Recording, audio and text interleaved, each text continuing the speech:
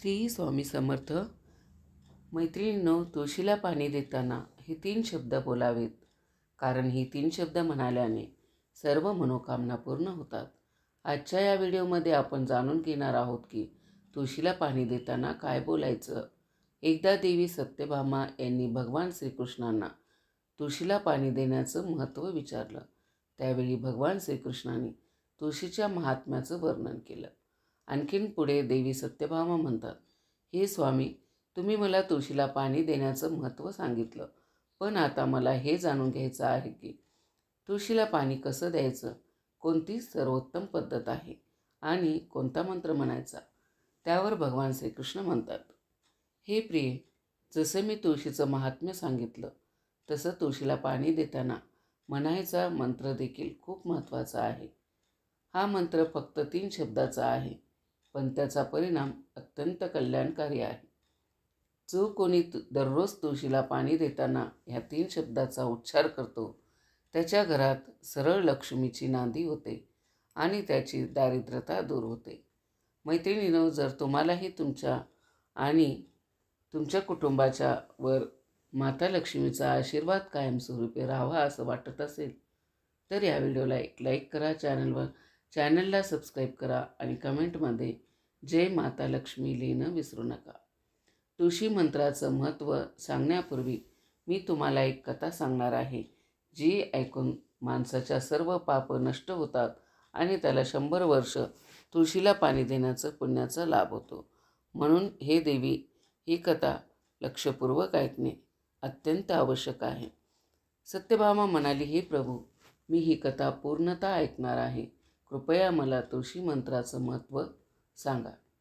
श्रीकृष्ण म्हणाले, हे देवी सत्यभामा, खूप काळापूर्वी दक्षिण दिशेला एक सुंदर नगरी होती, जी तिच्या वैभव आणि शोभेसाठी प्रसिद्ध होती.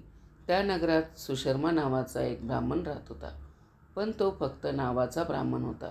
त्याचे कर्म ब्राह्मणाच्या विरुद्ध होते. त्याच्या कुटुंबातील लोक धर्म, कर्म आणि शास्त्रज्ञानापासून खूप दूर होते. या कारणास्तव सुशर्माने लहानपणापासूनच चुकीचा मार्ग धरला. तो अधर्मी आणि वाईट वागणुकीत गुंतलेला होता.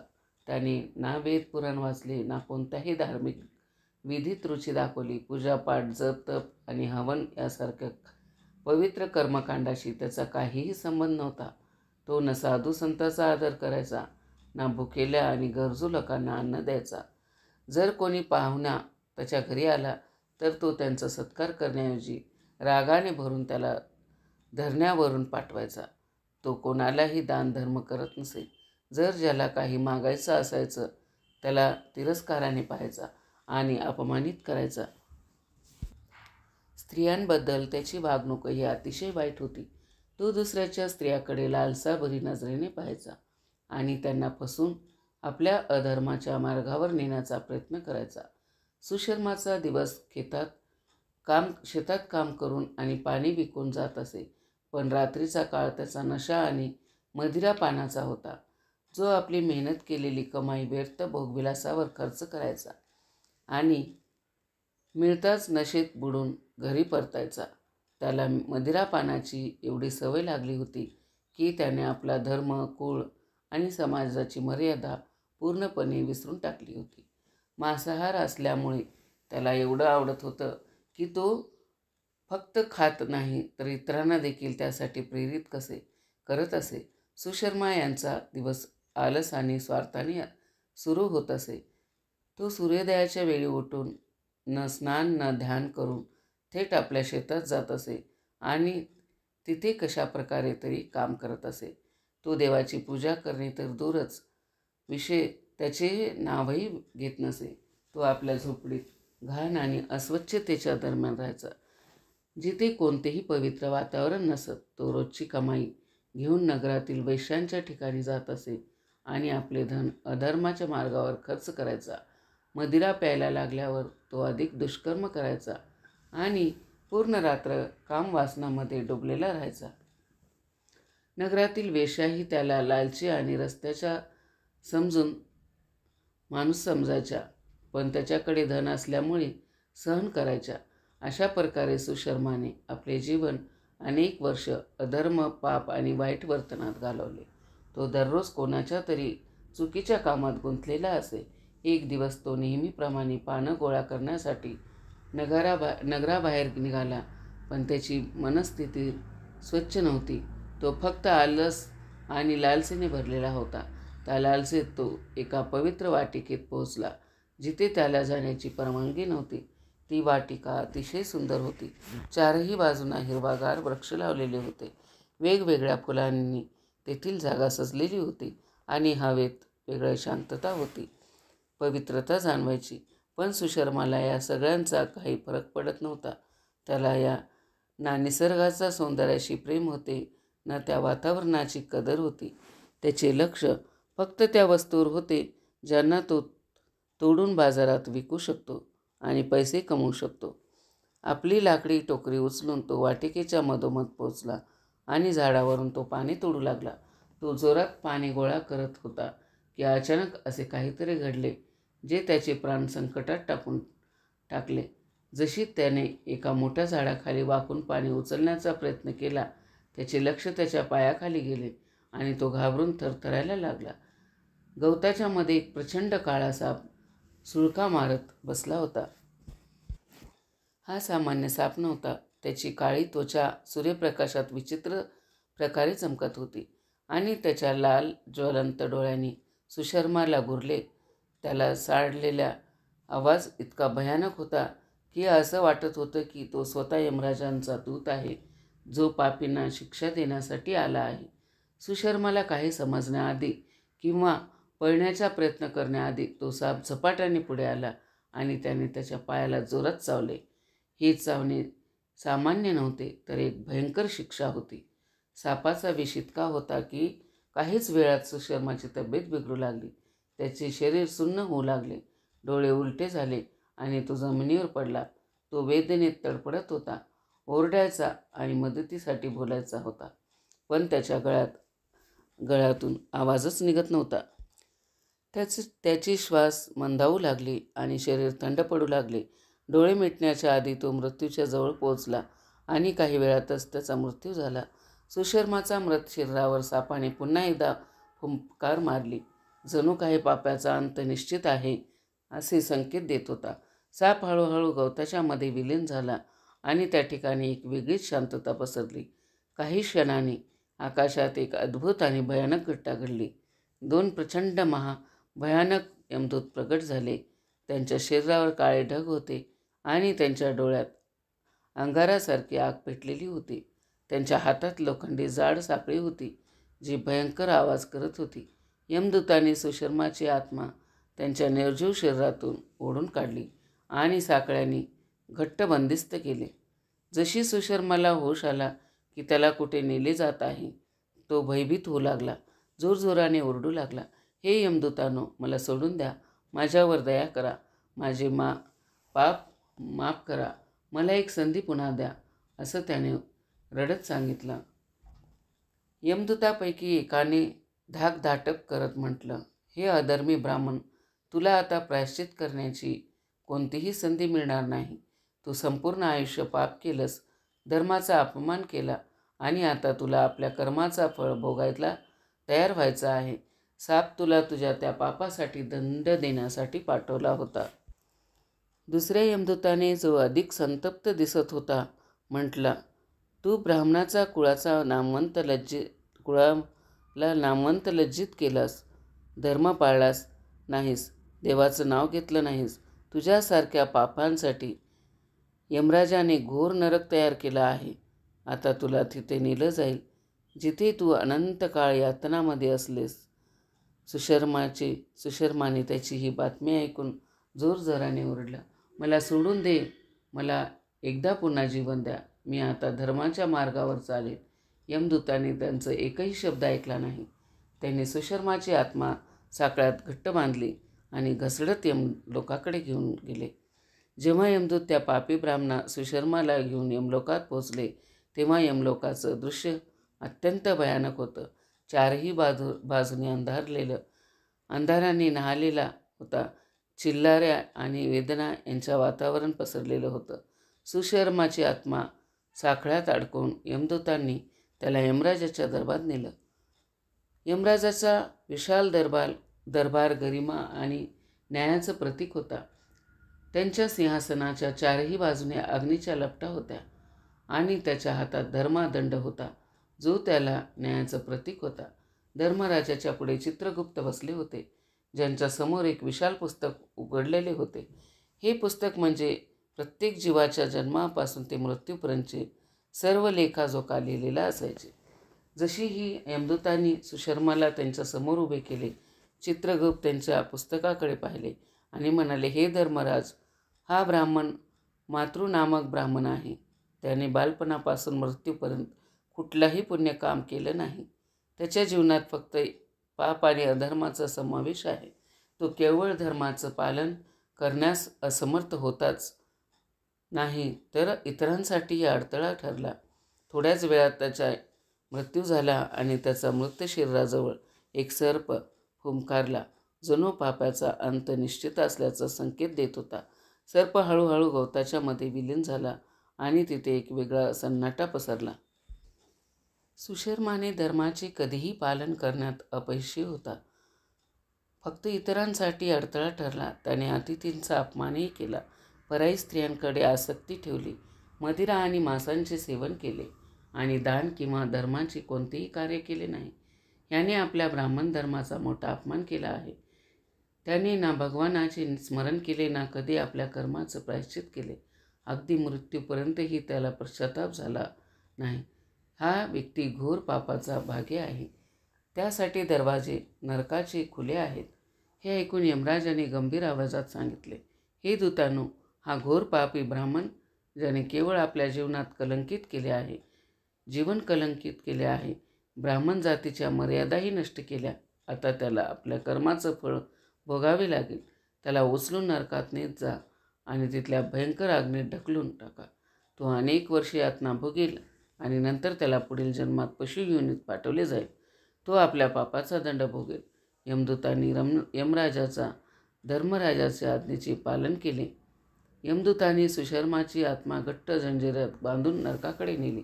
सुषमा भीती आणि वेदनेने ओरडू लागला. मग यमदूतांनी तिचं एकही बोलणं ऐकून घेतलं नाही. ते त्याला घासरावत नरकाच्या दरवाजापर्यंत घेऊन गेले. नरकाचं दृश्य अत्यंत भयानक होतं. चारही बाजूनं तळता अग्नी, कोरड्या आकाशात ऐकू येणाऱ्या पापींच्या आरोड्यांचं कंपावत तिथल्या वातावरणात एवढं भयानक आणि घाणेरडं होतं की कोणत्याही आत्म्याला थरकावून टाकायला पुरेसं होतं. यमदूतांनी सुशर्माला नरकाच्या भयंकर अग्नीत टाकलून जशी सुशर्माची आत्मा त्या अग्नीत गेली, ती भयानक वेदनेने ओरडू लागला.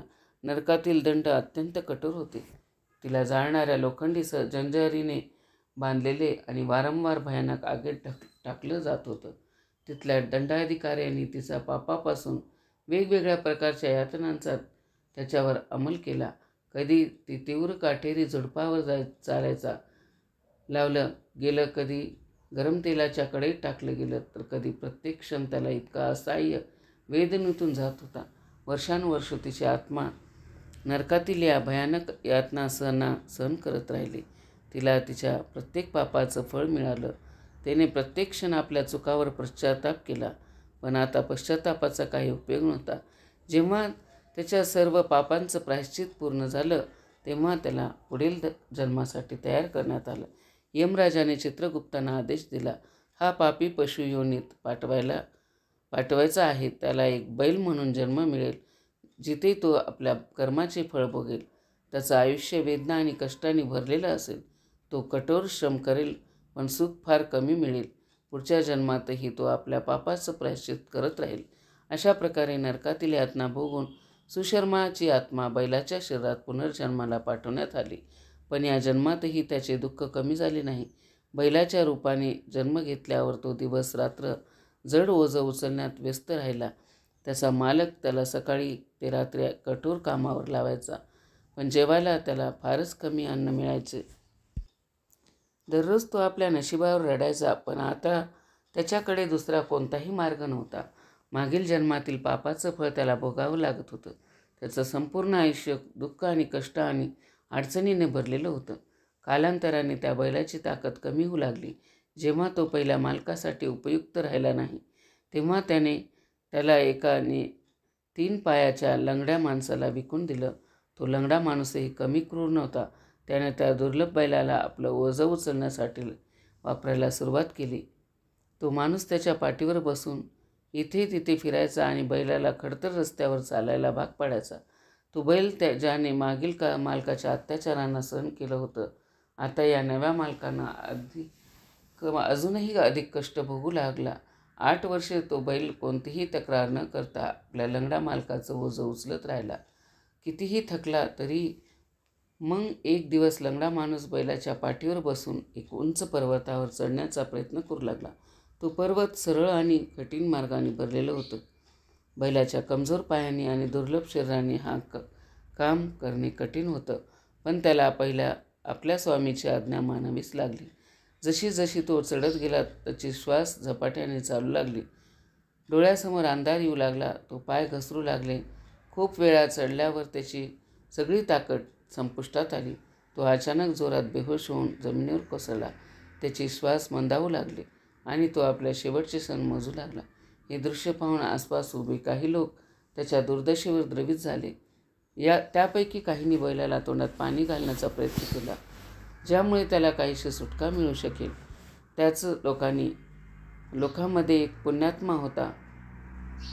त्याने बैलाच्या वेदनेला पाहून मनात ठरवले की त्याचं जीवन अत्यंत कष्टदायी आहे आणि त्याला मुक्तीचा कोणताही संधी मिळालेली नाही. त्या पुण्यात्म्याने आपल्या कमवलेल्या पुण्याचा काही भाग त्या बैलासाठी अर्पण केला. त्याचा हा उपक्रम पाहून इतर लोकही प्रेरित झाले. तेही त्याचे पुण्य आठवत त्यातून काही अंश त्या बैलाच्या कल्याणासाठी अर्पण करू लागले. त्या गर्दीत एक स्त्री देखील होती, ज्याचं नाव होतं चंद्रलेखा. चंद्रलेखा वेश्या होती, पण तिच्या हृदयात दया आणि करुणेचा भाव होता. तिने पाहिले की सगळे लोक आपलं पुण्य त्या निष्पाप जीवाला देत आहेत आणि तिनेही ठरवलं की तीही आपले पुण्य त्या बैलासाठी अर्पण करेल. चंद्रलेखाने हात जोडून म्हणाली, हे भगवान, मी माझ्या जीवनात अनंत पाप केलेले असतील, पण माझ्याकडून जे थोडे पुण्य झाले आहे ते मी या बैलाला अर्पित करते. कृपा करून त्याला या कष्टदायी जीवनातून मुक्ती द्या. नंतर सगळे लोक तिथून निघून गेले. जेव्हा त्या बैलाची शेवटची श्वास थांबली, तेव्हा एक अद्भुत दृश्य प्रगट झाले. अचानक यमलोकाचे दूत तिथे प्रगट झाले. त्यांचे विशाल काळे शरीर होते, जळती लाल डोळे आणि त्यांच्या हातात चमचमणाऱ्या जंजिऱ्या होत्या. त्यांनी त्या बैलाचा निर्जीव शरीरातून त्या ब्राह्मणाची आत्मा बाहेर काढली. आत्मा आता आपल्या मधील कर्माच्या बंधनात सापडलेली होती आणि भयभीत होऊन यमदूतांच्या समोर कंपावत होती. यमदूतांनी आत्म्याला जंजिराने बांधले होते. तिला ओढत यमलोकाकडे नेत गेले. यमदूतांनी ती आत्मा यमराजाच्या समोर उभी केली. चित्रगुप्ताने आपल्या पुस्तकातून त्या ब्राह्मणाची सर्व जन्मांची यादी पाहायला सुरुवात केली. तो त्याचे पापमय जीवनच कथन वाचू लागला. चित्रगुप्ताने गंभीर स्वरात म्हणाले, हे धर्मराज, या ब्राह्मणाने आपल्या मागील अनेक जन्मामध्ये फक्त पाप केले आहेत. त्याने अधर्म, चोरी, पराई स्त्रियांवर अत्याचार, मद्यपान आणि मांसाहार यासारखे भीषण पाप केले आहेत. पण जसे चित्रगुप्त पुढील रेखा पाहू लागला, ते थक्क झाले. त्याचा चेहरा आश्चर्याने भरला. त्यांनी यमराजांना सांगितले, हे धर्मराज, येथे काही अद्भुत घडले आहे. या ब्राह्मणाला त्याच्या बैल जीवनात तिथला पुण्यात्मा आत्म्याने आणि एका वेश्येने चंद्रलेखाने दिलेल्या पुण्यामुळे त्याचे सारे पाप नष्ट झाले आहेत. त्या वेश्येच्या पुण्य इतकं प्रभावी होतं की या ब्राह्मणाच्या सर्व जन्माचा पापाचा धूर निघून गेला आहे. हे ऐकून यमराज गंभीरपणे म्हणाले, चित्रगुप्त, जर असे आहे तर आपल्याला या आत्म्याशी न्याय करावा लागेल. मग त्यांनी त्या ब्राह्मणाकडे पाहून कठोर आवाजात म्हटले, हे ब्राह्मण, तुझ्या मागील सर्व जन्मात तू अधर्म आणि पापाचा मार्ग चाललास. तुझे कर्म तुला नरकाच्या ज्वाळामध्ये टाकायला पुरेसे होते. पण त्या वेश्यचंद्रलेखाने तुझ्यासाठी आपले अर्जित पुण्य दान केले. तिच्या या महान कार्यामुळे तुझे सर्व पाप नष्ट झाले आहेत. तू तिच्या अत्यंत ऋणात आहेस. यमराजांनी पुढे सांगितले, त्या पुण्यामुळे तुला आता नरकात पाठवले जाणार नाही. तुमचे सर्व पाप संपुष्टात आले आहेत आणि तुम्हाला मानव रूपात नवीन जीवन दिले जाणार आहे. पण लक्षात ठेवायचे आहे की हे तुमची शेवटची संधी आहे. आता तुमचे कर्मच ठरवतील की तुमची आत्मा स्वर्गात जाईल किंवा पुनर्जन्म घेण्यास बाध्य होईल. यमराजांची ही गोष्ट ऐकून त्या ब्राह्मणाच्या आत्म्यास अश्रू भरले. त्याने हात जोडून म्हणाले, हे धर्मराजा, मी त्या वेश्या चंद्रलेखाचा सदैव ऋणी राहील. तिने माझ्यासारख्या पापीवर दया केली आणि मला नवीन जीवन दिले. मी वचन देतो की आता मी धर्म आणि सत्याचा मार्गावर चालेन. यमराजाने धर्मदंड उचलून घोषणा केली, हे यमदूतानो, या आत्म्याला मानव रूपात पुनर्जन्मासाठी पाठवा. त्याला अशा कुटुंबात जन्म मिळेल जिथे धर्म आणि सत्याचं पालन होतो. आता तो आपल्या कर्मामुळे आपले जीवन सुधारण्याचा प्रयत्न करेल. यावेळी तो पृथ्वीवर जन्म घेऊन एका उत्तम ब्राह्मण कुटुंबात जन्माला आला. त्या महान पुण्याच्या प्रभावामुळे त्याला या नव्या जन्मात आपल्या मागील जन्माच्या आठवणी येऊ लागल्या. ब्राह्मण मोठा झाल्यावर त्याला आपला मागील जन्म आठवू लागला. त्याला आठवले की जेव्हा तो बैल होता तेव्हा एका वेश्येने त्याला आपले पुण्य दिले होते. यामुळे तो या जन्मात मानव रूपात जन्माला आला होता. ही गोष्ट विचारून त्याच्या मनात त्या वेश्येबद्दल जाणून घेण्याची उत्सुकता जागी झाली. तो हे देखील समजून घेऊ इच्छित होता की अखेर ती कोणती महान पुण्य होती ज्यामुळे सर्व माझ्या पापांचं नष्ट झाले. ही उत्सुकता शांत करण्यासाठी त्याने त्या वेश्येचा शोध घेण्यास सुरुवात केली. शोधात तो त्या शहरात पोचला जिथे ती वेश्या राहत होती. आता ती वेश्या वृद्ध झाली होती, पण ब्राह्मणाला ती पाहताच तो तिथे लगेच गेला आणि श्रद्धेने वारंवार प्रणाम करू लागला. तो भावूक होऊन त्या वेश्येचे आभार मानू लागला. हे पाहून वेश्या आश्चर्यचकित झाली. तिने आश्चर्याने म्हणाले, ब्राह्मण देव, तुम्ही कोण आहात आणि मला धन्यवाद का देत आहात? मी असे कोणते काम केले आहे ज्यासाठी तुम्ही मला प्रणाम करत आहात? तेव्हा ब्राह्मणाने नम्रतेने उत्तर दिले, हे माता, मी तोच बैल आहे ज्याला तुम्ही पुण्य दिले होते.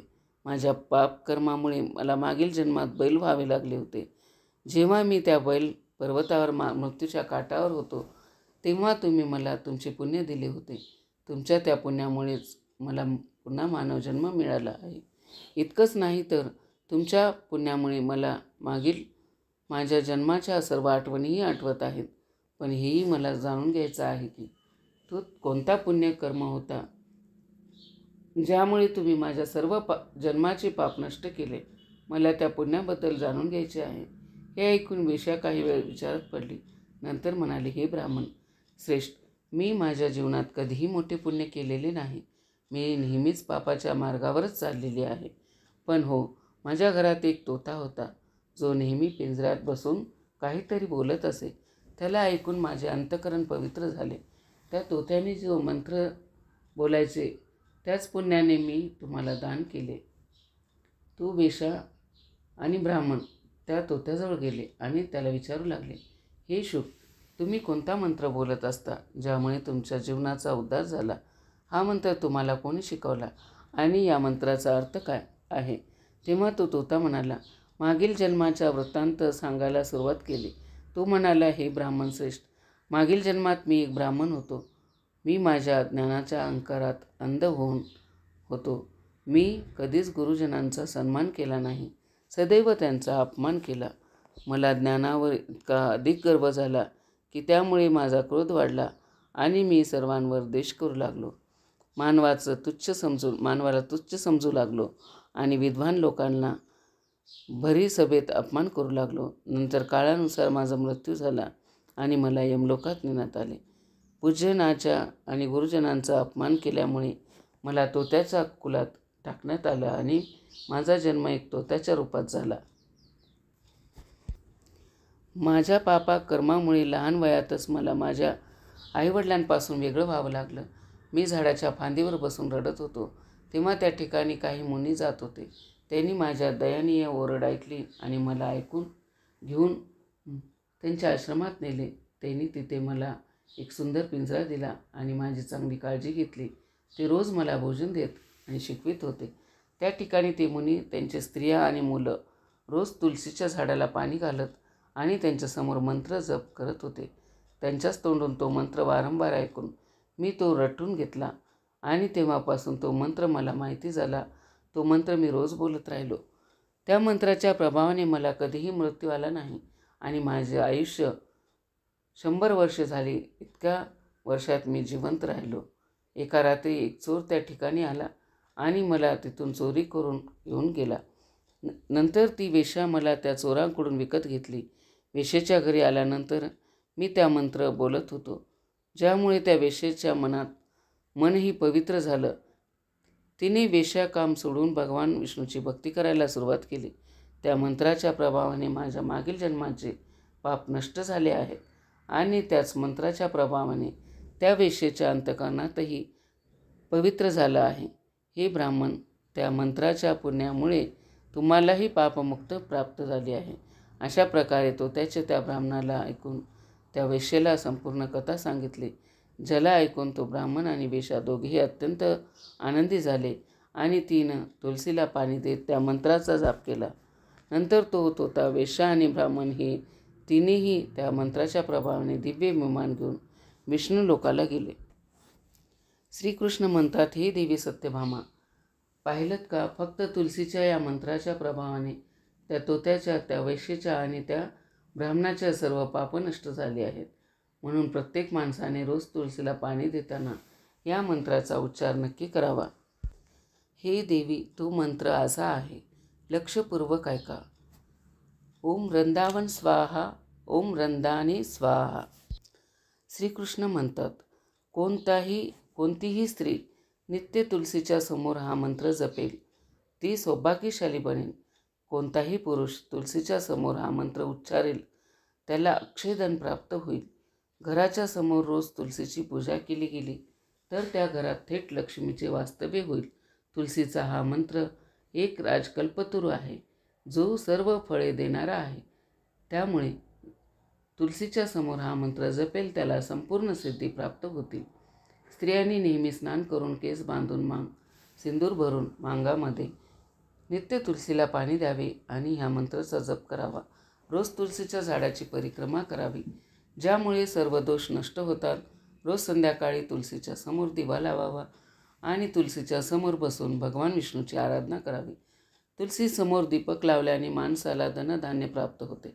हजारो अमृताच्या घड्यांनी स्नान करूनही श्रीहरी इतकी तृप्त होत नाहीत.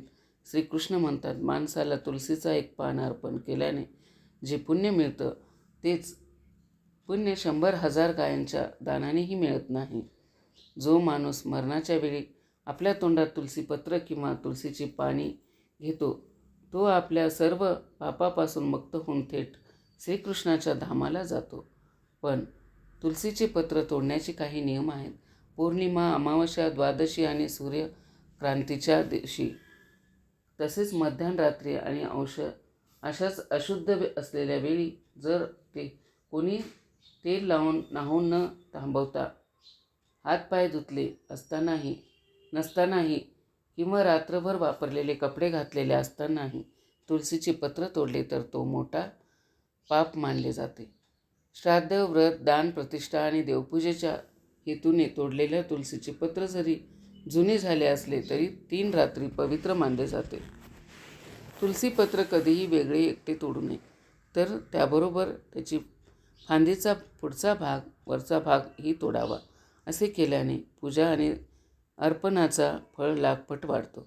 तुलसीचे पत्र कधीही नकाने तोडू नये, कारण ते अशुभ मानले जाते आणि त्यामुळे पाप होतात. रात्रीच्या वेळी तुलसीच्या झाडाला स्पर्श न करणे आणि पत्र न तोडणे गरजेचे आहे, कारण त्यावेळी तुलसी झाड निद्रावस्थेत असते. अशा वेळी प्रत्येक जण पत्र तोडल्यास पुण्य मिळत नाही, उलट पाप होतं. गुरुवारच्या दिवशी तुलसीच्या झाडाला थोडे कच्चे दूध अर्पण करणे अत्यंत शुभ मानले जाते. दूध अर्पण करताना ओम ऐं नमो भगवते वासुदेवाय या मंत्राचा जप करणे आवश्यक आहे. यामुळे भगवान विष्णूंची विशेष कृपा प्राप्त होते. तुलसीच्या झाडाजवळ शालिग्राम ठेवणे खूप शुभ मानले जाते.